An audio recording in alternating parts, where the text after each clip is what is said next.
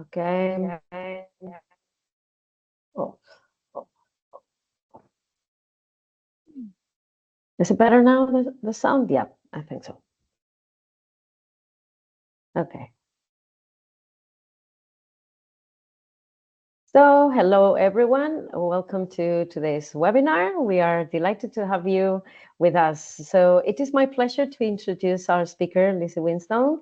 She's a mixed method public researcher with a strong focus on young people's mental health, well-being, and self-harm. And well, she has explored various ways young people interact with social media and how these activities relate to their mental health and sense of social connectedness. Correct me if I'm wrong, Lizzie. So, well, before we start, a few quick notes on housekeeping. In compliance with the GDPR, this session is being recorded. Your microphones and cameras are disabled for the duration of the session. So if you have any questions for the speaker or any comments, please use the chat function and we'll be monitoring throughout. So Daniela and I. So thank you for joining us. And now I'll hand it over to Lizzie. Please, Lizzie. Thanks so much, Carol, and thanks to both Carol and Daniela for hosting me. Thanks for having me today. It's a pleasure to be here. So, yeah, my name's Lizzie. I'm from the University of Bristol in England and from the UK's National Institute for Health Research, School for Public Health Research. So I'm interested in the potential for social media literacy and algorithmic literacy in particular in reducing exposure to harmful content online and other negative online experiences, which I feel are really important issues for young people's mental health and well-being. So I approach this from a kind of public health perspective. And last year, I also held a Churchill Fellowship, which was a short-term project that allowed me to learn from international experts about algorithmic literacy and come up with some ideas about how that might be improved here in the UK. Oops. So just to give you a sort of overview of what I'll cover today. So I'll first talk through different types of social media use and how these relate to mental health and well-being in adolescents. I'll talk a little bit about specific issues for vulnerable social media users, so young people who have kind of previous experience of depression or self-harm.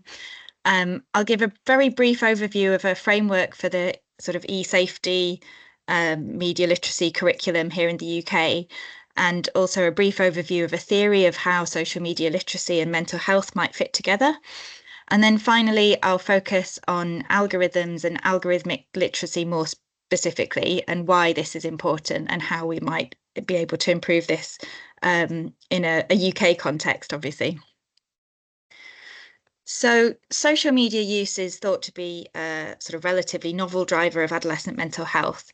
So here in the UK, and I'm sure around the world, almost 90% of teenagers have a social media profile by the age of 13, which is the minimum age requirement for most apps. And whereas much of the sort of previous focus of research and policy over recent years has been on screen time, my research examines more whether there are mental health implications of how young people use social media.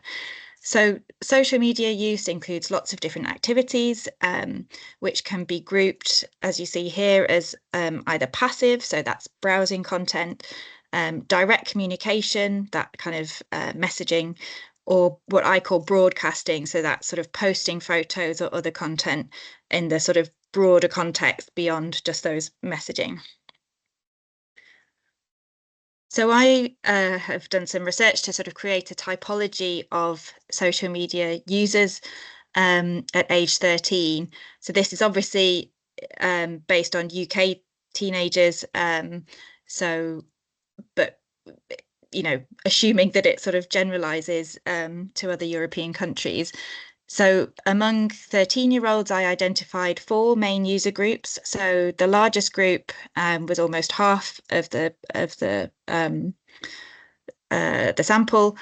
and labelled those high communicators. So that group was characterised by frequent direct communication and passive use, but more moderate broadcasting and sort of limited to close friends or peers. And then around a third of young people were categorised as moderate communicators who engaged in moderate communication and passive use, but really minimal broadcasting. 13% were labelled broadcasters who engaged in very frequent activities across the board and tended to share content with a sort of wider or public audience. And then this smaller group were labelled minimal users. So those were people who didn't use social media at all or engaged kind of minimally in just direct communication and passive use. And I then looked at mental health outcomes for each group. So I followed a cohort of adolescents across a year and found differences between user types in the risk of self-harm, anxiety, depression, and poor well-being. So broadcasters, that group who engaged in frequent activities across the board, they had the poorest mental health outcomes, and moderate communicators generally had the best outcomes. And what was interesting was that minimal users who hardly use social media at all had the same or worse outcomes as moderate communicators. So that suggests that kind of some social media use with very minimal broadcasting might represent, the optimum rather than none at all. So previous research has sort of looked at this in what's termed the Goldilocks hypothesis. So they've identified optimal social media use in terms of the amount of time spent online. So finding that some use was better for adolescent well-being than none at all. And my research sort of reconceptualizes optimal use as moderate use primarily for messaging or passive browsing. And then we can also then think about maladaptive use as excessive messaging, excessive browsing, and excessive broadcasting of content. So we can think about this in terms of an accumulation of risks and benefits. So I conducted in-depth interviews with 13-year-olds and explored the kind of specific benefits and risks to mental health and well-being of different types of social media use. So moderate communicators seem to enjoy the sort of social and emotional benefits of direct communication, and passive use such as socializing, entertainment, relaxation. But then excessive passive use in this kind of high communicator group led to feelings of guilt about sort of wasting time, or also the risk of exposure to harmful types of content. And then excessive communication was reported to feel kind of smothering and stressful. And then broadcasting was felt to risk receiving negative feedback, having your content hacked, and then also pressure to look a certain way. So coming across as perfect, but then also pressure for girls to appear kind of sexualized. And young social media users also felt very vulnerable to receiving unsolicited contact from strangers, often in the form of sexual harassment. So whereas these minimal users at the top here seem to miss out on both risks and benefits of social media use, these broadcasters here at the bottom seem to experience a sort of accumulation of risks with those frequent broadcasting activities as well as others. So this is why it's so important, I think, for those working with young people to consider how an individual is using social media rather than kind of purely focusing on how much. So thinking then about these sort of vulnerable young users, my qualitative research with young people over recent years has also highlighted that those who experience mental health difficulties were especially vulnerable to online harms, including challenges around avoiding triggering content on social media, which might not be properly tagged with sort of trigger warnings, or which might be promoted even to the user via algorithms. Young people who use social media to share their experience of emotional difficulties or self-harm even were frequently perceived to be attention seeking rather than help seeking, and then that could lead to sort of feeling ostracized by their peers. And these young people told me that they'd been forced at a young age to sort of teach themselves how to navigate algorithms, to avoid stumbling across material that showed sort of graphic images of self-harm, disturbing quotes, other gory or distressing content. And that's not something that's typically covered in school lessons here on eSafety.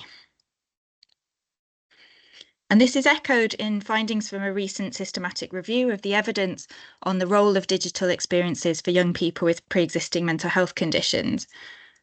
So first of all, seeking social connection online is a common motivation for most people to use social media. But for those struggling with their mental health, online forums and peer feedback can be a really important source of support. For those who self-harm, however, there can also be a risk of self-harm feeling normalized through discussions on these forums.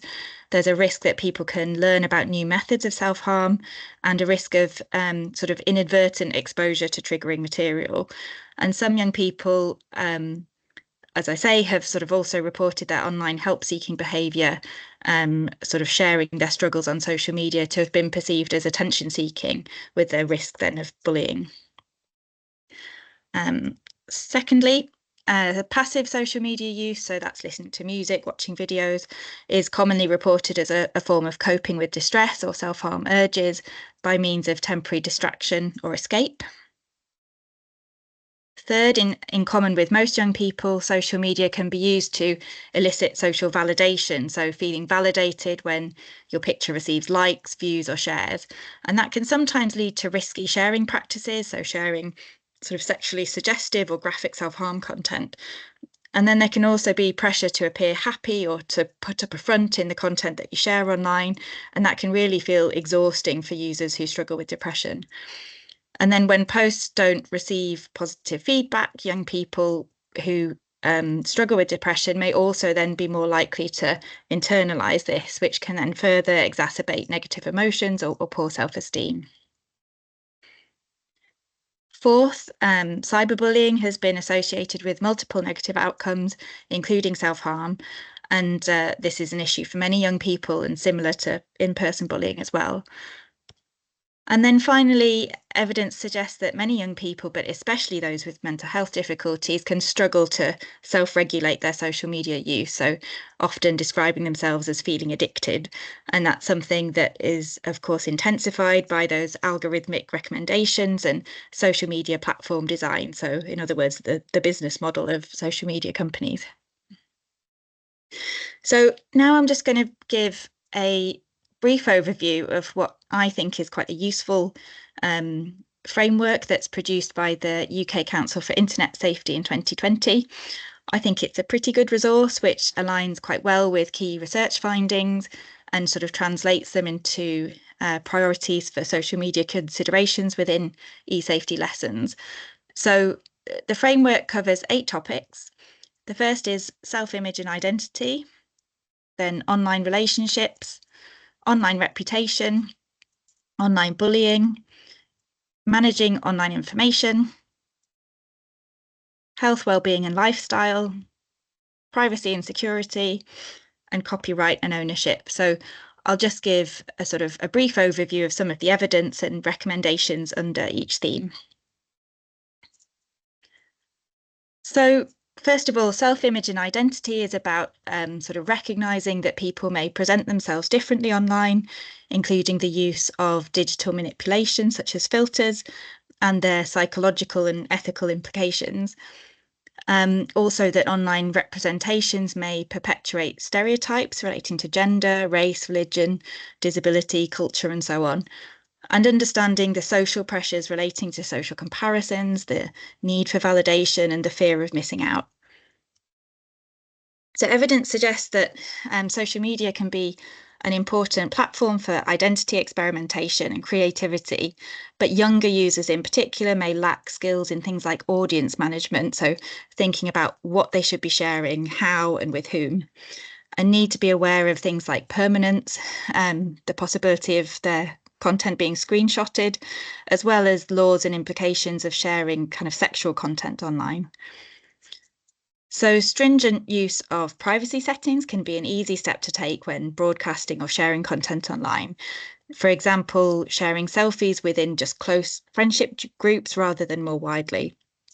And then in terms of passive social media use or browsing, evidence-based recommendations include increased understanding of the role of algorithms in shaping social norms, promoting specific content, and then again, awareness of other people's self-presentation strategies online and mindfulness of sort of how appropriate content might be as a source for social comparison. The online relationships theme focuses on the ways that social media can be used to benefit or shape communication with others. So this includes online specific things like understanding the motivations of social influencers, trolling, or laws around sexting. But there are also issues that cut across the online and offline context of relationships, such as trust, consent, discrimination, or coercion. Research suggests that social media can enhance friendships through shared experiences, such as watching or producing content together. So, capturing a fun moment on video, and removing boundaries so that now you can stay in touch with a school friend who sort of moves to the other side of the world. However, negative experiences such as the use of screenshots and what we might call misappropriation of content. So somebody altering a digital image without permission, for example, can really undermine trust among peers. And again, sharing content within those carefully defined groups can be a useful recommendation, but also a broader focus on trust and consent is obviously essential. And research also suggests that navigating issues of online availability can be a particular challenge, with feelings of over-connectedness quite common among young people. So a pressure to respond immediately to a message or difficulty leaving an online conversation. And discussions around overconnectedness can be accompanied by practical steps, such as removing the sort of message read settings, and also discouraging nighttime phone use. There's evidence that online sexual harassment and receipt of unsolicited contact are common, even among very young social media users. And effective management, again, of privacy settings is really key in avoiding this, as well as feeling able to approach a trusted adult for support when faced with uncomfortable or disturbing situations.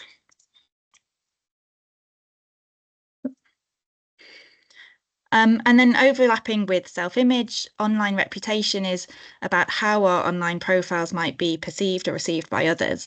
So what content is or is not appropriate and indeed legal to share, and with whom. And understanding that the content we like, forward, and share is then associated with our digital profile, and that this may have implications for future opportunities, so university or job applications, for example. And broadcasting, or that sharing of content, as I've said, can be a really significant source of digital stress among young people.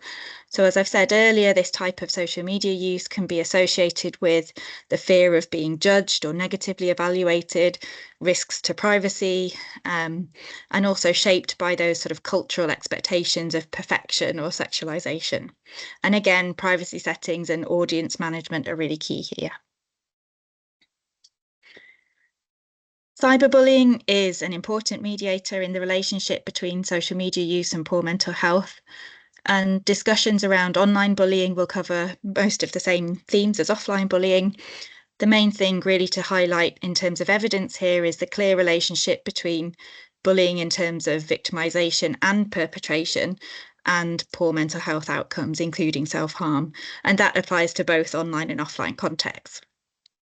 Issues more relevant to the online context include recognition of warning signs that someone might be being bullied online, different media through which someone might be bullied, so images, chat, the creation of fake profiles, being excluded from group chats, understanding the role of anonymity or disinhibition online, escalation of issues online, steps on different platforms to block someone who's being abusive, and also laws relating to online bullying. Sorry, I'll just take a sip. And then this is about developing strategies for critically evaluating information online and skills for searching for information. So priorities within this strand of social media literacy might include understanding bots, fake news, disinformation, echo chambers, how to flag inappropriate content, and so on. So we have increasing evidence that exposure to this kind of information online can be another real source of stress for young people and can sort of affect the way they feel about the world. And this also factors in learning how to navigate algorithms to sort of tailor the information that young people are being fed. So health, wellbeing and lifestyle. So this strand focuses a lot on time spent online. So while there's no clear evidence of a sort of linear relationship between screen time and mental health, as I mentioned earlier, some studies point to what we might call a Goldilocks effect, whereby sort of moderate screen time is unproblematic and even beneficial to well-being, though excessive screen time is then linked to poorer well-being. And then one of the stronger areas of evidence is around sleep as a key mediator in this relationship. So using social media in bed, particularly if it's something that's emotionally charged, can be really disruptive to sleep. So strategies such as not using social media just before bed, using a do not disturb setting, leaving a phone outside the bedroom at night, buying an alarm clock, etc., can help. And this strand of the framework is really about self-regulation of screen time, but also about things like evaluating the pros and cons of fitness, well-being and meditation apps, the reliability of health information online and the opportunities and risks attached to help seeking online, for example, for eating disorders or for self-harm. So evidence suggests that online information provided by mental health organisations, including lived experience stories of recovery, can be a valuable form of help for young people who might be unable to access in-person support for one reason or another. However, it's also common to stumble across graphic or harmful material while searching for help on social media, and online support forums can often become sort of toxic and competitive spaces.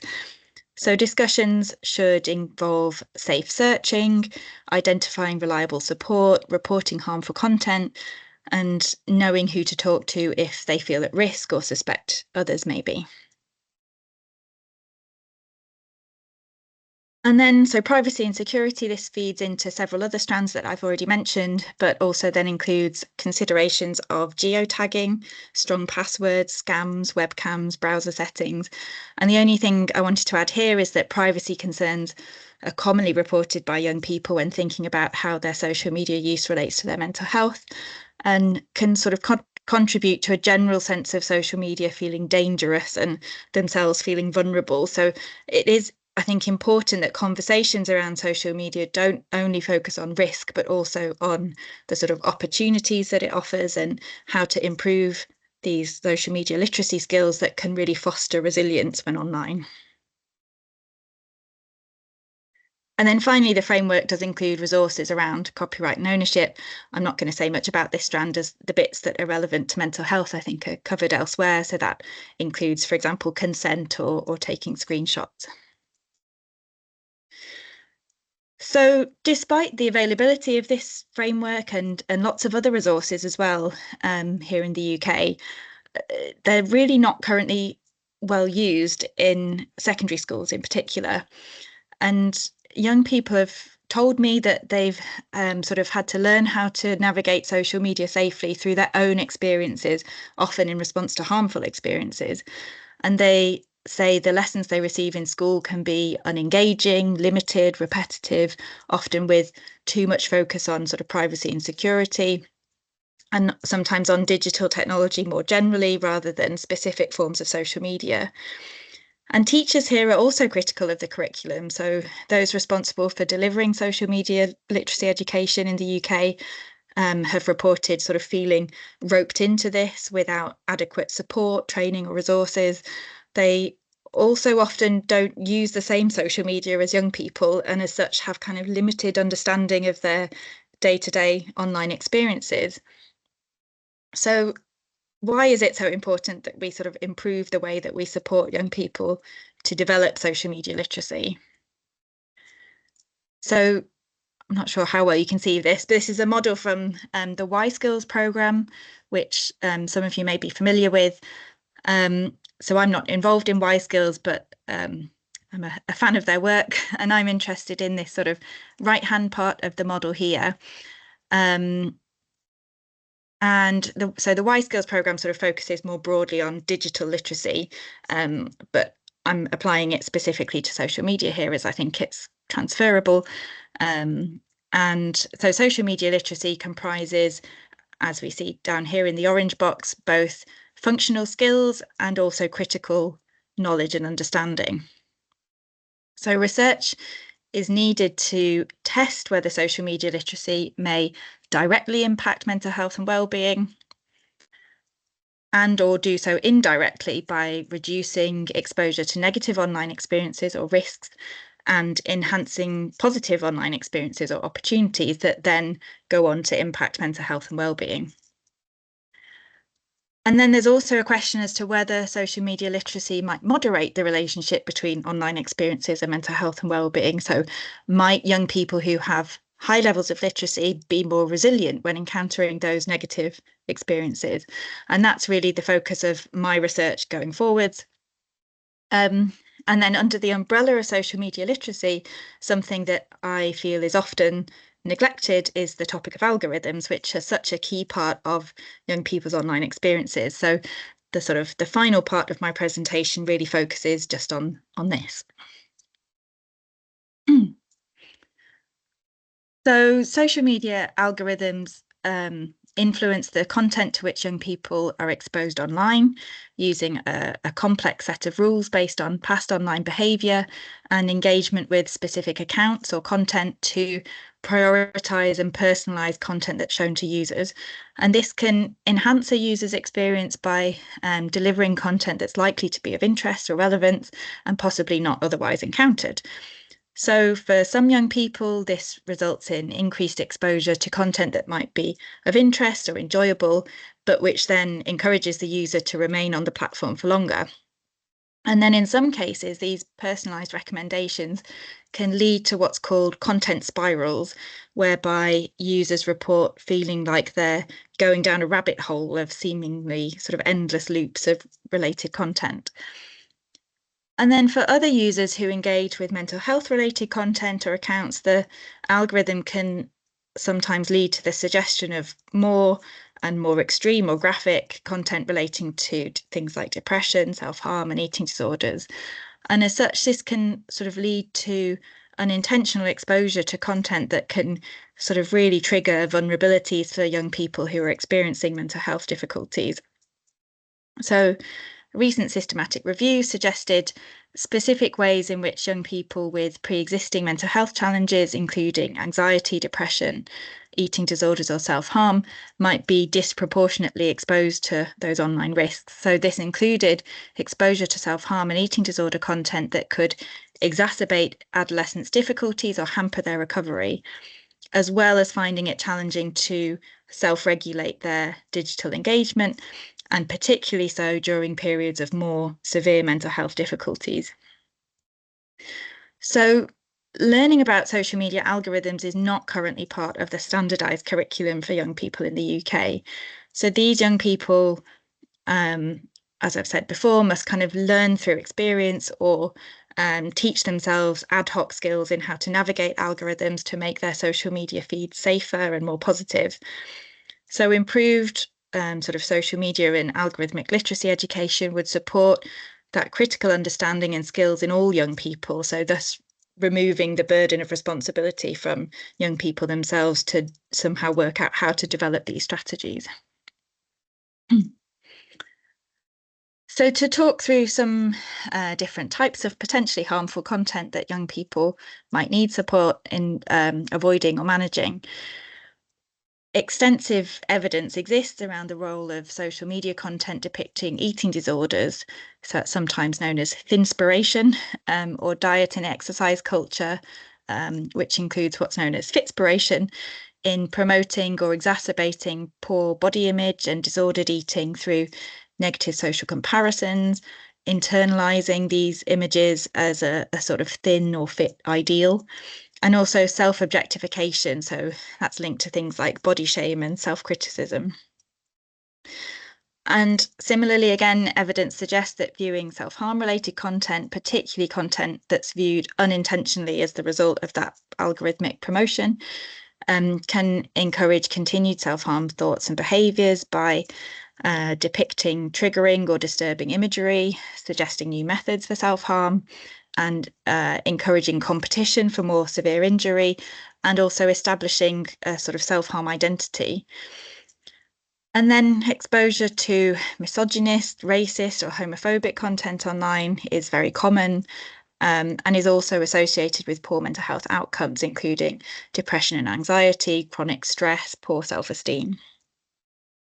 And then what happens is we find this sort of feedback loop whereby young people who are experiencing negative mental health outcomes are then increasingly likely to see more risky content and more extreme versions of this if they engage with these types of content through that kind of algorithmic optimization, which then obviously has implications for worsening their mental health further.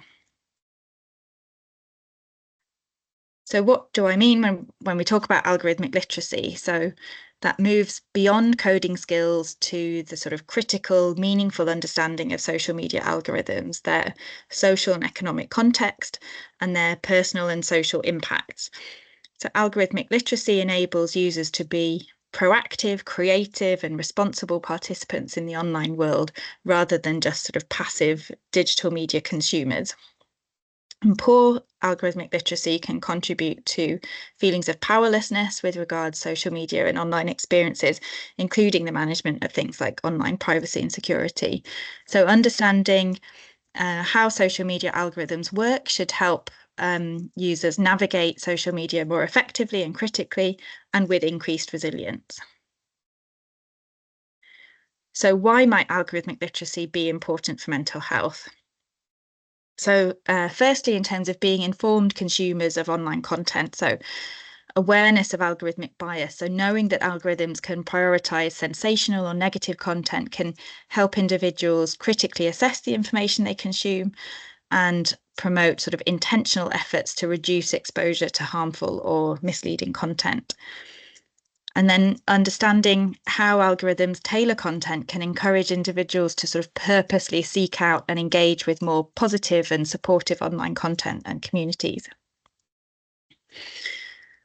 And then in terms of reducing feelings of anxiety or stress, so knowing how algorithms influence what you see can reduce those feelings of helplessness or anxiety about the digital environment and make the users feel more in control. And then individuals can also better use tools to sort of control the content that's shown to them and then sort of managing their own online experiences better. Algorithmic literacy may contribute to this kind of digital well-being. So, for example, promoting healthier online behaviours by making individuals more conscious of how much time they spend on certain platforms and encouraging more balanced digital consumption, and possibly improve access to and use of online mental health resources as well.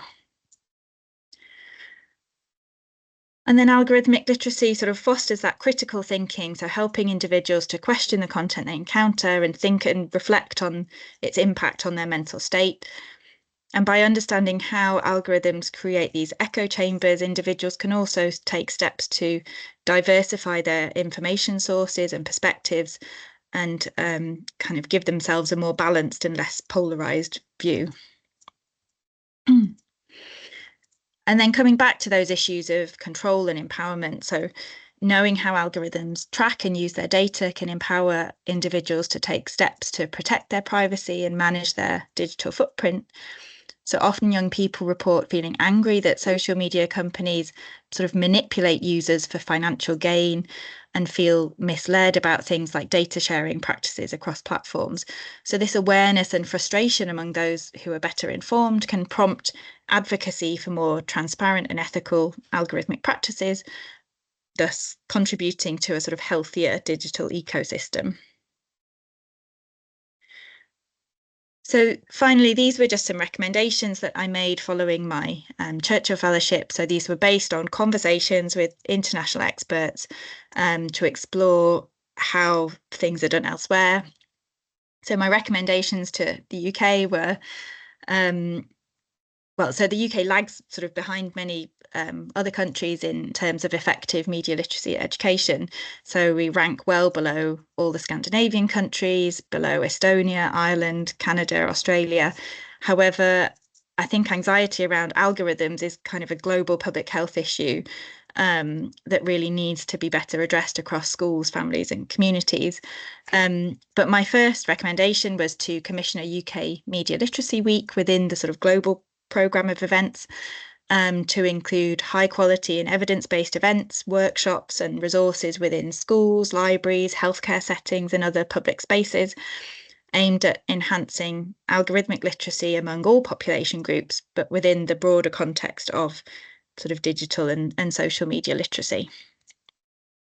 Secondly, to commission an independent review of algorithmic literacy provision across UK schools and where these topics might fit best within the broader curriculum. So is the curriculum up to date with advances in AI and algorithms, and how comprehensively is any digital literacy taught across UK schools? But it's important to say that the content of the curriculum should be balanced, so not overly focused on risk, but also on resilience, digital citizenship, active participation, scope for change, such as reducing bias in algorithms, harnessing social media algorithms for good through sort of social activism. And then there are targeted programs to enhance digital literacy in disadvantaged and vulnerable groups, and those can be so in Canada, those could be a really effective extracurricular sort of complement to standard education as well. And then this was about providing comprehensive digital media and algorithmic literacy training and continuing professional development opportunities to all teachers, including both those from a sort of computer science perspective, but also those from a social studies perspective. And developing or commissioning high quality educational resources that are creative, interactive and gamified to support teachers to really engage students in the algorithmic literacy curriculum. And then finally, to introduce a compulsory, what we call here Key Stage 4 qualification in digital media and algorithmic literacy for all young people across the UK. So this refers to sort of end of school qualifications at the age of 16. So here we have no standard teaching of digital skills outside of a computer science qualification that's optional for those who choose to do that. And girls are typically very underrepresented in that choice. So this sort of digital skills curriculum really must extend beyond those functional skills to critical literacy with curriculum input from sort of experts in technology and AI, but also experts in media literacy and in public health, in psychology and sociology. So it's not just enough for young people to understand how to use AI, but also the sort of ethical issues that accompany this. So bias in AI and algorithms, the sort of societal reflections and impact of that. So my final slide is just to sort of showcase a new study that I'm currently working on to explore how young people sort of experience algorithms and how they perceive the impact of algorithms on their mental health and well-being. So we are interviewing young people using screenshots of the content that's suggested to them on Instagram and TikTok, and sort of using those to guide our conversations. And then at the end of the study, we're going to produce posters that show artist impressions of some of the screenshots alongside the findings, and they'll be in a public exhibition and also sent to sort of secondary schools as a resource to support those conversations about algorithms and mental health with young people. So that's it from me.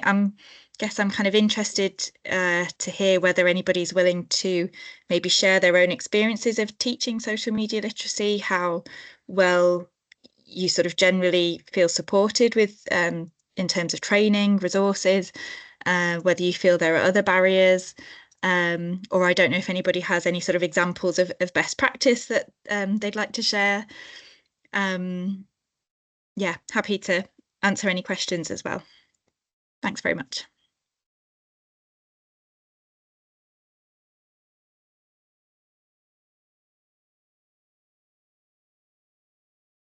So Carol, should I just, if I look in the, do I look in the Q&A or in the chat section? Yeah, sure. Sorry. Yeah, I see some comments in the chat, and I see there's a question as well. So maybe you can go through it. So in the chat, can you see it, or you want me to? I can see. Good. So we have, I think in terms of body image, all the diet and eating disorder content, no matter how good it seems, is somehow harmful. Moreover, we can see around the types of bodies men and women in media are shown, difficult to tackle. Yes, absolutely. Yeah, that comes through time and time again with our through our conversations with young people.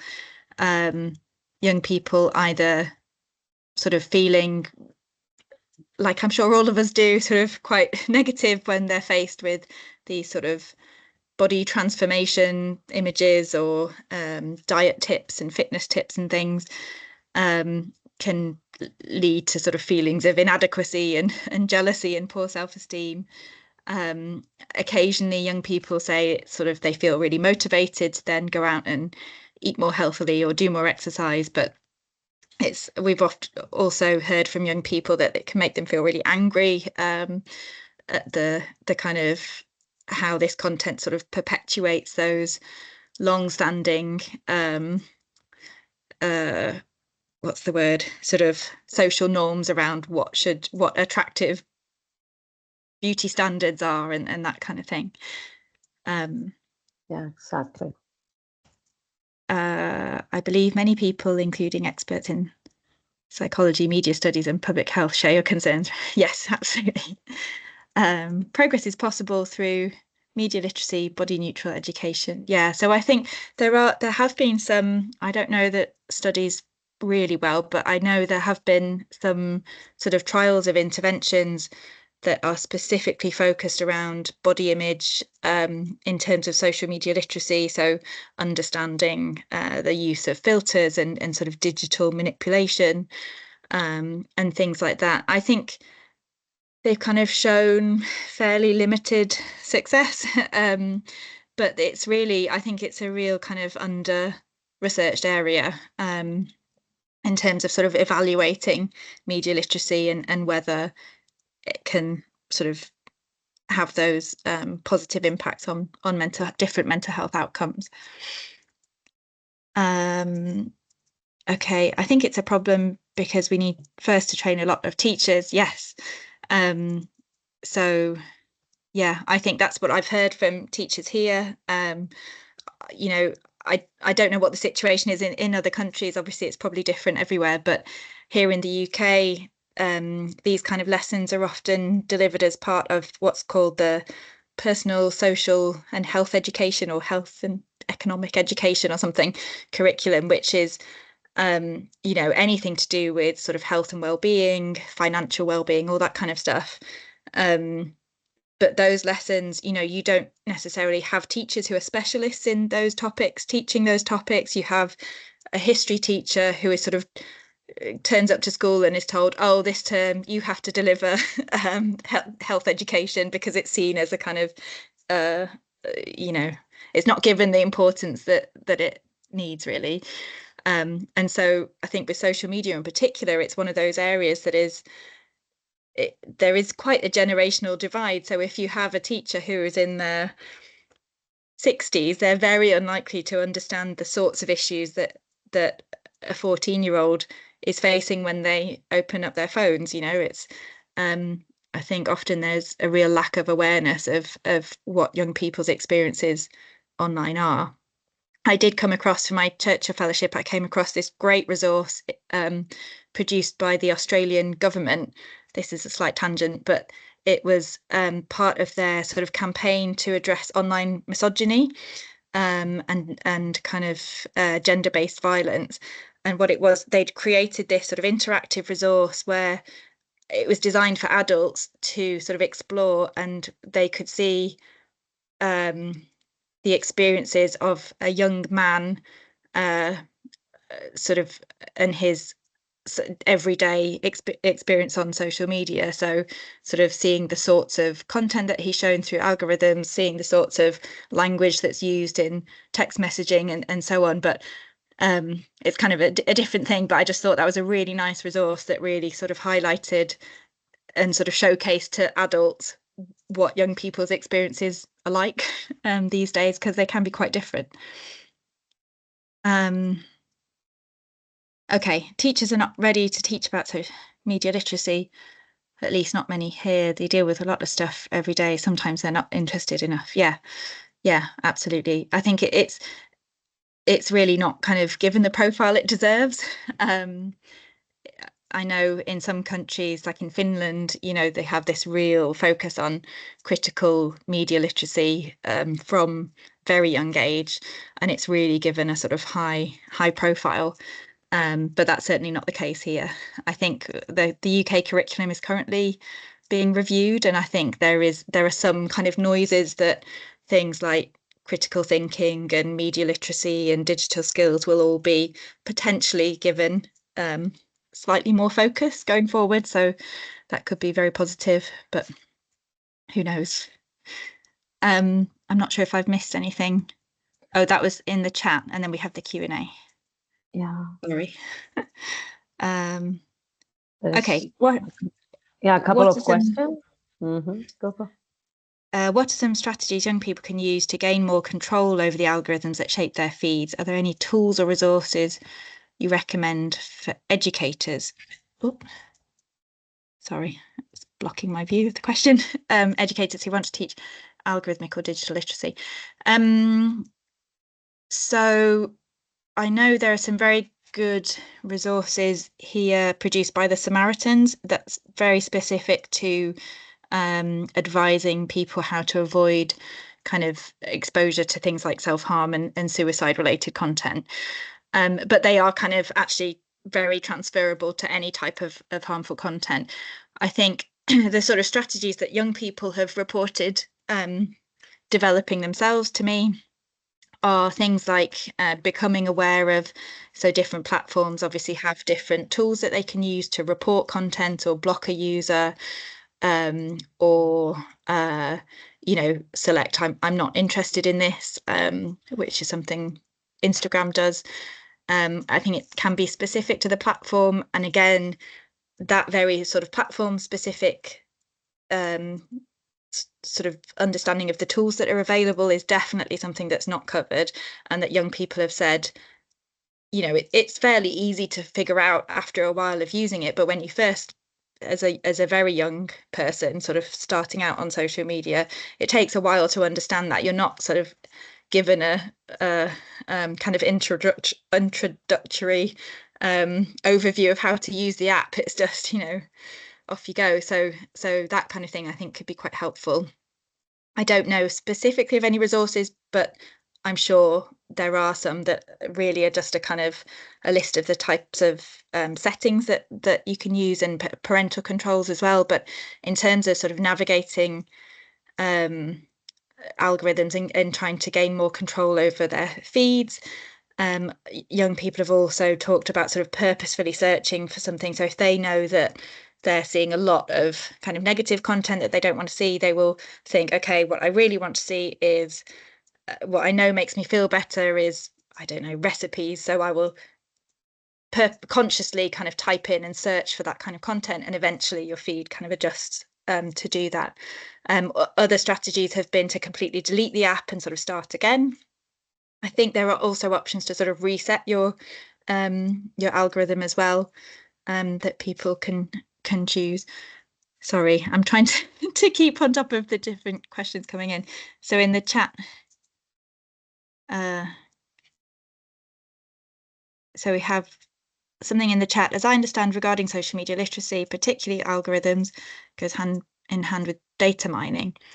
Students and teachers need to be informed regarding both. First is a defense mechanism to the second, which is more like a technique. So I think if I've understood that correctly, that's about the kind of data sharing practices that companies can engage with, and and how it's very easy not to be aware that when you sign up to Instagram, for example, you might sort of inadvertently be giving them permission to share your data with other apps, but also things like supermarket data or